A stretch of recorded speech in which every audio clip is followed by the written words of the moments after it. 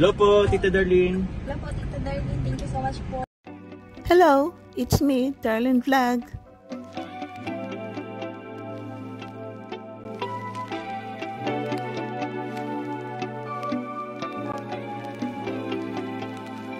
Hello mga kalingap. Good afternoon mga ka-Jomcar, mga ka-Love Teams chance. Today is Monday, July 14. Kumusta na kayo? So ating reaction for today is itong si Jomar, no? Jomar at itong mga kinilig. Nalala po natin sa last video ni Kalingap Jomar na nag-scout sila with the key boys, no? Na nakarating doon sila sa gitna ng gubat. Marami silang magkasama nila si Dan, si Lolo, o sino pa dyan. So habang sila nasa-scout is normal. Diba? Si Papa Joms is gagawa siya ng reels. So yun, i-upload niya ang kanyang reel sa kanyang Facebook page. At nung ma-upload niya, maraming nag-comment. Ay nako, nakita ng ating Bibi Carla ang comment ni ang reels ni Papa Joms. At hindi niya napigilan ang mag-comment. Sabi niya, ay, grabe, parang naglalakad lang. Ang pogi ay, parang na-appreciate niya. Nakita niya ng kanyang agom is naglalakad na sa bundok is ang pogi-pogi. So ito talaga ang Papa Joms. Hindi niya mapigilan ang kanyang sarili. Nag-reply siya. At sabi ni Jomar, siyempre, alam kong dadaan ka dito at makikita mo itong upload ko is siyempre nagpapogi ako, di ba? So may mga conversation doon na Bicol ang ginagamit ni Carla. At ang ating mga itong nagmamahal sa Jomcar is nako, kinilig, no? Marami nagsilabasan ng mga langgam dahil nga matamis na matamis ang kiligan ng Jomar at Carla. At itong mga supporters natin, tuwang-tuwa sila pag nakikita nila ang Jomcar na ito, sweet sila sa public, hindi lang sa vlog, kundi mga ganitong mga upload na nakikita natin ang Jomcar kung paano sila mag-support sa isa't isa. Katulad ng pag nagla-live si Jomar, pumapasok si Carla, no? Nagsi-shoutout siya. Pinapogi daw ang kanyang Kuya Jomar, no? Kuya Jomar ang ginagamit niya. Pero alam po natin na sila pa rin, di ba? Nasanay na po siya. At ito naman si Jomar is minsan nag-reply, minsan pumapasok siya sa live ni Carla, natutuwa rin siya. Nakikita rin niya kung gaano kaganda ang kanyang agom. At ito rin, di natin maiwasan na dito sa social media is may mga toxic, no? May mga mababait, may mga masusungit, may naiinggit, may mga toxic, no? Di ba pa? At hindi maiwasan talaga na ito nagtatago sa anonymous is kaya sila nagtatago dahil ayaw nila makilala ang kanilang pangalan, ang kanilang mukha, ang kanilang account, kaya nagtatago sila sa anonymous at lumabas ang kanilang pagka-toxic dahil the occasion si Carla is mahinhin, taga-propensya, pero kung magpakita sa public kung grabe mag I love you dyan, no? So natatawa tayo kasi pwede natin tanongin ito si Anonymous, magpakita ka ng mukha mo, tatanungin kita, hindi ka ba nag-I love you sa jowa mo at naging asawa mo ngayon? Hindi ba nag-I love you sa yung jowa mo?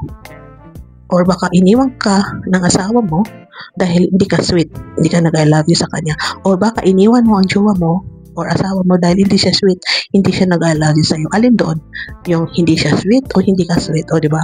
So baka nainggit ka dahil ang Jomcar is masyado silang sweet, nagmamahalan sa isa't isa at ikaw naman is bitter, wala kang karelasyon ata, baka wala kang boyfriend or baka naghiwalay kayo, talagang bitter ka na ayaw mo makita na ang Jomcar is naglalamig sa isa't isa. Nakakatawa po kasi pinapakita ng Jomcar sa public kung gaano sila katibay, kung gaano sila magmahalan. At isa po, siyempre, para ipakita sa kanilang mga supporters na minamahal nila, pinapangiti nila ang mga supporters para ma-inspired, lalo na itong mga OFW na kulang sa yung iba, walang komunikasyon sa family, no? Kasi busy ang family. So, natutuwa sila pag nakikita nila ang Jomcar na nagpapakilig, no? Kahit walang vlog, sila ay nagpapakilig sa kanilang mga sariling channel, sariling timeline. So, di natin makikita ng dalawang ito ay hindi lang sa for the content at siyempre sa totoong buhay, no? Diba? Pag magkasama sila, may mga BTS na napaka-sweet. Minsan nga, nagkahudingan sa tumatakbo. Tinotokso nila ang mga keyboys, may nagtataguan nila, o diba, nagsusubuan, yan, sinasapak ni Carla si Jomar, kinukurot, din siya maglambi. So, kayo mga inggit yan, toxic. Huwag nyo na pakialaman, magtago na lang kayo. Huwag kayo manood kung kayo ay nasasaktan, naiinggit pag naglalambing ang Jomcar. Alam natin, ayaw nyo sa Jomcar, no? Naiinggit kayo na ayaw nyo magkatuluyan dahil ayaw nyo, no? Plastic kayo, simula lang gusto niya ang Jomcar, ngayon ayaw nyo na, or sino ba kayo, iwan kung sino kayo, mga anonymous kayo nagtatago sa sarili ninyong palda, o diba?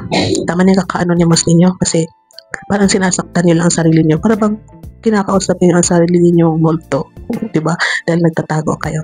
So yun nga, marami rin kaguluhan ngayon mga kalingap na huwag na tayo magkisali, maraming post na kumakalat, mga resibo, mga screen video, no? Hayaan na natin sila na mag-ingay total.